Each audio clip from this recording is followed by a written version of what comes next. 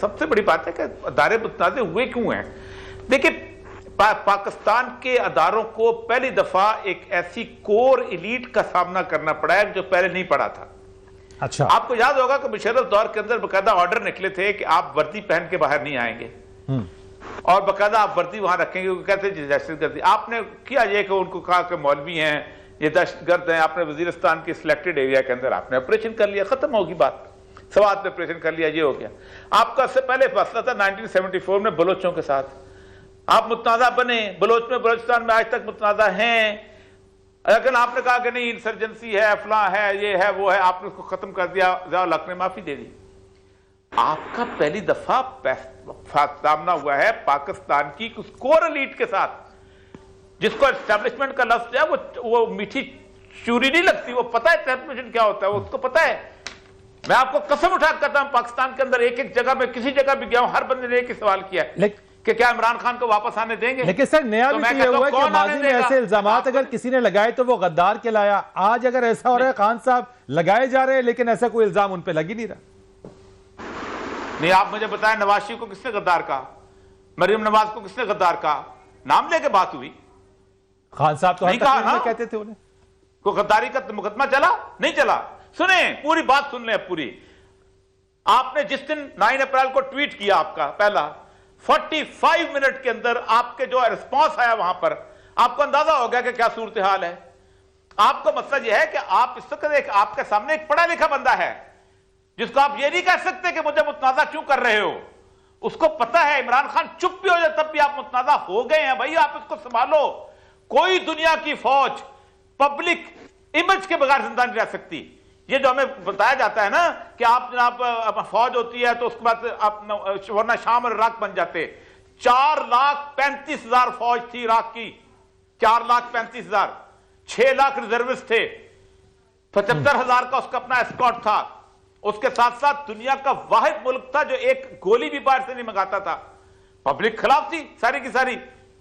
एक रेला आया अमेरिकन का, एक बंदा खड़ा नहीं हो सका।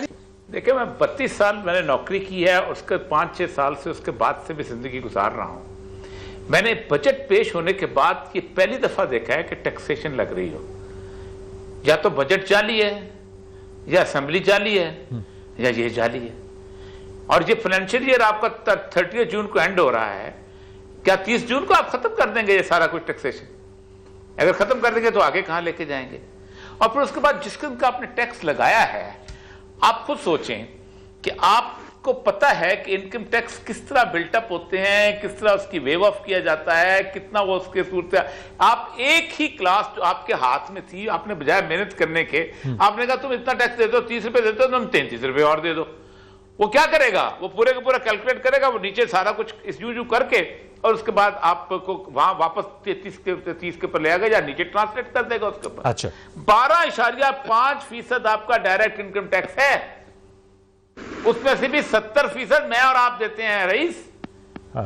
ये 10 करोड़ वाले नहीं देते, ये 15 करोड़ वाले नहीं देते। मैं और आप तो 1-1 रुपया गिन के टैक्स देते हैं और एट द सोर्स कटता है जी। आने से पहले 2 मरले वाला आने से पहले ही कट जाता है जी। और वो सुनारा जो है चूंकि इनका वोटर है, उसको कहा गया कि नहीं तुम 1.5 मरले वाला है तो तुम नहीं दो, तुम 2 मरले वाला तो नहीं, 3 मरले वाला तो नहीं दो। वो जो 10 लाख रुपए का पान बेच के 1 हफ्ते में जाता है, उस पान वाले का उसकी दुकान ही छोड़ दी है। और ये साहब मुफ्ता साहब कहते हैं कि वजीर आजम के बेटों और अपनी कंपनियों पर भी ज्यादा टैक्स आयद किया है, तो सिर्फ आम आदमी पर नहीं बल्कि कह रहे हैं अमीरों से टैक्स लेकर गरीबों पर खर्च करेंगे। देखिए ये कोई मिसाल नहीं है, ये कोई मिसाल नहीं है कि की बेटों कंपनियों आपने इनकम टैक्स का किया है ना सारा कुछ। आपने तो ट्रेडर्स को तो आपने छूट दी हुई है ना। पाकिस्तान इकोनॉमी तबाह किस बात पे हुई है कि आज से 40 साल पहले एक कार वाला आता है, वो कार वाला कहता है कि जी मैं 5 साल के अंदर जो है मैन्युफैक्चरिंग जो है जो पुर्जों की पाकिस्तान में बना लूंगा। आप उसको छूट देते हैं क्योंकि आपका ब्रांजर रोल का ताजर, आपका चूड़िया बाजार का ताजर, आपका फलां का ताजर, वो कहता है भाईजान मैं ताइवान से पुर्जा खरीदता हूं, यहां बेचता हूं, रात को चैन से सोता हूं, आपको पार्टी का फंड भी दूंगा। आपने 50 साल हो गए, आप किसी एक कार वाले को नहीं कहा कि तुम खुदा के बंदे यहां पर तुमने ये वादा किया था, तुम कार बंद करो, और नहीं लेते। आपने फर्नीचर की इंडस्ट्री आपने तबाह की क्योंकि दुबई मॉडल आपको पसंद है, चाइना से खरीदो यहां बेच दो। आपने इलेक्ट्रिक शूज की आप वो तबाह की आपने कौन कौन सी चीज आप ना, आपने इंडस्ट्री छोड़ी ना आपने एग्रीकल्चर छोड़ी, आप उनको टैक्स कैसे कर सकते हैं? आज आप कहते हैं जी सुनारों की इतनी बड़ी दुकान है, इतने से आपको देते हैं। आपको कभी बताओ मैं लिबर्टी मार्केट के अंदर कितना लोग टैक्स देते हैं, ये जिस इनकम पे ये टैक्स लगाने चले हैं। और दूसरी बात यह है कि आपके पास एग्रीकल्चर सेक्टर मौजूद है, आपने कोई टैक्स नहीं लगाया। आपका एक 5 मरबे की जमीन है, आप टमाटर लगाते हैं। मेरी एक फैक्ट्री है केचप की, मैं उससे केचप बनाता हूं, ना आप टैक्स देते हैं ना मैं टैक्स देता हूं। लेकिन ये जब बंदा बैठा हुआ है अजीम खजाकम खान साहब आमर रियासलाना, ये केचप की बोतल खरीदने जाते हैं, ये उसके ऊपर 11% टैक्स देते हैं। और भाई कर क्या रहे हो? ये तो 38 साल की एक्सपीरियंस कौम आई थी। मैंने पहले, और फिर आप प्रोविजनल बजट पेश करते हो कि IMF क्या देगा। पाकिस्तान वो बदकिस्मत मुल्क है कि जिसके अंदर हर मुल्क बंदा जो आके फख्र से कहता है आज मुझे इतना कर्जा मिल गया, खुश हो जाओ कौम, आज हमें इतना कर्जा मिल गया, आज मैं दे दिया, आज मैं फलान, शर्म से डूब मरने। चले आज भी औरिया साहब 2 अरब 30 करोड़ का चाइनीज कंसोर्शियम से मिल गया है। चले कुछ हद तक जो है, कुछ हद खुश तो लेने दें, कुछ हद तक के लिए, थोड़ी देर के लिए नहीं। क्या मिला? कुछ हद तक कुछ नहीं। ये 1 रुपया खर्च करने के नहीं, सुने, ये IMF का पैसा 1 रुपया खर्च नहीं कर सकते आप। ये पाक मनी होती है, you are not going to touch it. इसकी बुनियाद पे आप कर्जा मांग सकते हैं, और जो मांगने जाता है तो कहता है तुम्हारे हालात कैसे हैं बताओ हमें। मैंने बजट पेश होने के बाद ये पहली दफा देखा है कि टैक्सेशन लग रही हो। या तो बजट जाली है, या असेंबली जाली है, या ये जाली है। और ये फाइनेंशियल ईयर आपका 30 जून को एंड हो रहा है, क्या 30 जून को आप खत्म कर देंगे ये सारा कुछ टैक्सेशन? अगर खत्म कर देंगे तो आगे कहां लेके जाएंगे? और फिर उसके बाद जिसके उनका आपने टैक्स लगाया है, आप खुद सोचें कि आपको पता है कि इनकम टैक्स किस तरह बिल्टअप होते हैं, किस तरह उसकी वेव ऑफ किया जाता है, कितना वो उसके सूरत। आप एक ही क्लास जो आपके हाथ में थी, आपने बजाय मेहनत करने के आपने कहा तुम इतना टैक्स दे दो, 30 रुपए देते हो, तुम 33 रुपए और दे दो। वो क्या करेगा? वो पूरे का पूरा कैलकुलेट करेगा, वो नीचे सारा कुछ इस यू करके, और उसके बाद आपको वहां वापस 30 के ऊपर ले आएगा, या नीचे ट्रांसलेट कर देगा उसके ऊपर। अच्छा, 12.5% आपका डायरेक्ट इनकम टैक्स है, उसमें से भी 70% मैं और आप देते हैं रईस।